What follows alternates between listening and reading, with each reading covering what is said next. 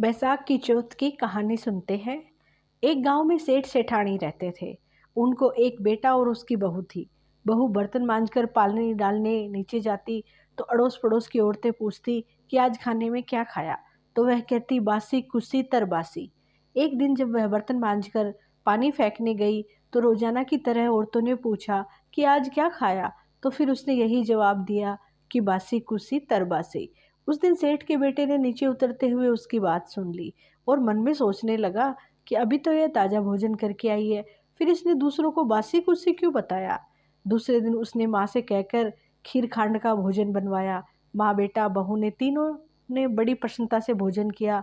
बहू बर्तन मांजकर पानी को नीचे डालने गई, पीछे पीछे उसका आदमी भी गया और हमेशा की तरह औरतों ने पूछा कि आज क्या खाया, तो उसने फिर से वही जवाब दिया, बासी कुसी तरबासी। उसके आदमी को बहुत गुस्सा आया। आज तो मेरे सामने खीर खांड का भोजन किया है, फिर भी यह बासी कुसी क्यों बता रही है, इसके पीछे क्या रहस्य है। इस बात को समझने के लिए वह रात का इंतजार करने लगा।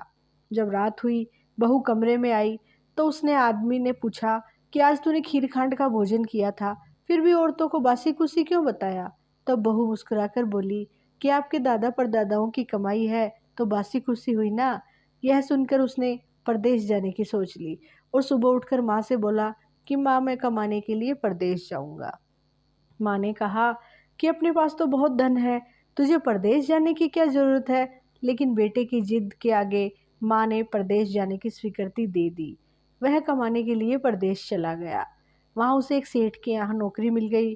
कुछ ही समय में वह सारा काम खुद देखने लगा। सेठ अपना सारा कारोबार उसे सौंपकर स्वयं तीर्थ यात्रा करने चला गया। इधर सास ने बहू से कह रखा था कि दिए की बुझाए तो चूल्हे की मत बुझाना और चूल्हे की बुझ जाए तो दिए की मत बुझाना। लेकिन एक दिन दोनों अग्नि बुझ गई तो बहू पड़ोस में अग्नि लेने गई। उसने देखा कि वहाँ पड़ोस की औरतें किसी माता का पूजन कर रही थी। तो उसने पूछा कि आप यह कौन सी माता का पूजन कर रही हो, मुझे भी बताओ, यह व्रत किसका है और इसके करने से क्या फल होता है। तो उनमें से एक बोली कि हम चौथ माता का व्रत और पूजन कर रहे हैं। बिछड़े का मिलन होता है, निपुत्री को पुत्र होता है। इस पर बहू ने कहा कि मेरे पति को भी परदेश गए हुए काफ़ी समय हो गया, मैं भी चौथ माता का व्रत करूँगी। लेकिन मेरी सास मुझे बाहर आने जाने नहीं देती, तो मुझे कैसे पता चलेगा कि चौथ कब है। इस पर औरतों ने कहा कि तुम रोजाना एक डिबिया में गेहूं का दाना रखती जाना, जिस दिन 30 दाने पूरे हो जाए उसी दिन व्रत करके शाम को चौथ माता की पूजा करके चंद्रमा को अर्घ देकर खाना खा लेना। साहूकार की बहू ने कहे अनुसार व्रत करने लग गई और व्रत करते करते काफी समय बीत गया। तो चौथ माता ने सोचा, यदि इसकी नहीं सुनी तो अपने को कौन पूजेगा। तो चौथ माता ने साहूकार के बेटे को सपने में जाकर कहा कि साहूकार का बेटा सो रहा है या जाग रहा है। तो उसने कहा, ना सो रहा हूँ ना जाग रहा हूँ, चिंता में पड़ा हूँ। इस पर चौथ माता ने कहा कि चिंता छोड़, तेरे घर जाकर सबकी सुध ले। उसने कहा कि कैसे जाऊँ, मेरा कारोबार बहुत फैला हुआ है। तब चौथ माता बोली, सुबह उठकर नहा धोकर चौथ विनायक जी का नाम लेकर घी का दीपक जलाना, तेरा सारा काम सुलझ जाएगा। सुबह उसने वैसा ही किया। देखते देखते सारा हिसाब किताब हो गया और उसने घर जाने की तैयारी कर ली। घर को रवाना हुआ तो रास्ते में एक सांप जा रहा था। उसने सांप को सिसकार दिया। सांप ने गुस्से में आकर कहा कि मैं तो अपनी 100 साल की उम्र पूरी करके मुक्ति पाने जा रहा था, तूने बाधा डाल दी, अब मैं तुझे डसूंगा। इस पर साहूकार के बेटे ने कहा कि मैं 12 साल बाद मेरी माँ और पत्नी से मिलने जा रहा हूँ, उनसे मिलने के बाद डस लेना। तब सांप बोला कि तू घर जाकर पलंग पर सो जाएगा। तब उसने कहा कि मैं अपनी औरत की चोटी नीचे लटका दूंगा, उस पर चढ़कर आ जाना। घर पहुंचा तो वह बहुत उदास था। बेटा कुछ नहीं बोला, लेकिन उसकी औरत बहुत होशियार थी। सब बात पता करके उसने कमरे की एक सीढ़ी पर दूध, दूसरी पर चूरमा, बालू, रेत, इत्तर आदि 7 सीढ़ियों पर 7 वस्तु रख दी। आधी रात को फुफकारता हुआ सांप आया। सभी वस्तुओं का आनंद लेकर खुश हुआ, लेकिन वचनों से बंधा हुआ था, सो डसना तो था। चौथ विनायक जी ने सोचा कि इसकी रक्षा नहीं करी तो कलयुग में कौन अपने को पूजेगा। चौथ माता तलवार बनी, विनायक जी ढाल बने और जैसे ही सांप डसने लगा उसे मार दिया। साहूकार के बेटे को नींद नहीं आ रही थी। सांप के मरते ही उसने अपनी पत्नी को उठाया और चौपड़पा से खेलने लगा। सुबह देर तक बहू बेटा उठे नहीं तो माँ ने कहा कि बेटा तो थका हुआ था, पर बहू क्यों नहीं उठी। जाकर देखा तो खून ही खून हो रखा था। उसने कहा कि मेरे बहू बेटे को किसी ने मार दिया। तब अंदर से बेटा बोला, माँ हमारा बैरी दुश्मन मरा है, यहाँ सफाई कराओ तो हम बाहर आएंगे। माँ ने वहाँ सफाई करवाई, वे बाहर आए। नीचे आकर उसने माँ से पूछा कि माँ मेरे पीछे से किसी ने कोई धर्म कर्म किया क्या। तो बहू बोली कि मैंने किया। इस पर सास ने कहा कि तूने क्या किया, तुझे तो मैं रोज 4 समय का खाना देती थी। तो बहू बोली कि मैं महीने में एक चौथ का व्रत करती थी, सुबह का खाना पानी वाली को देती, दूसरी बार का गाय के बछड़े को खिलाती, तीसरी बार का उठियाना में गाड़ देती और चौथी बार का मैं पूजा करके चंद्रमा देखकर खा लेती थी।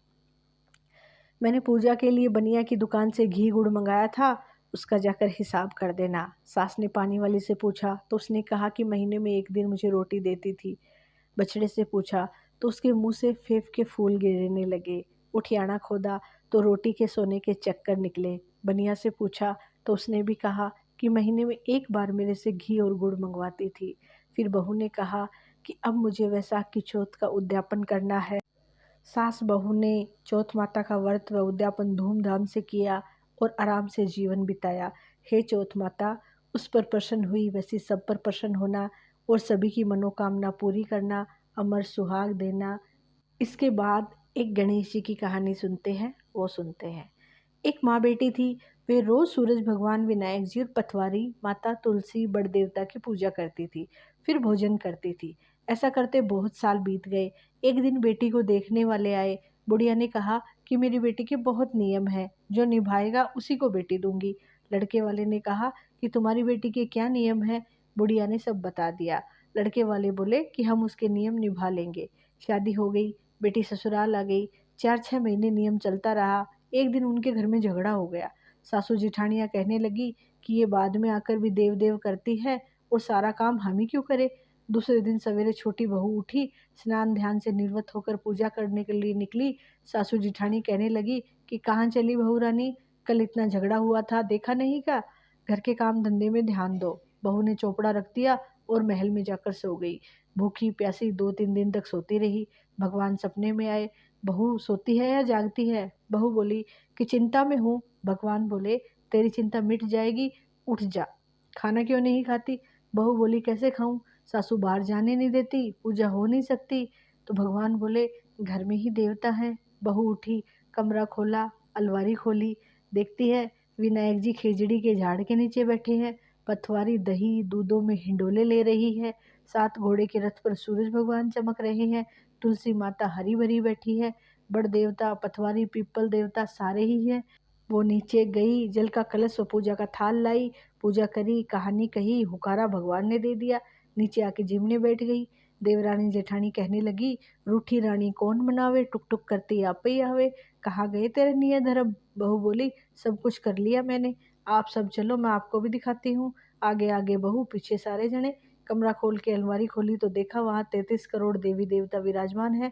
सासू उठकर बहू के पैर पड़ने लगी तो बहू बोली, सासू जी आप सब देवताओं के पैर पड़ो, मैं आपके पैर छूती हूँ।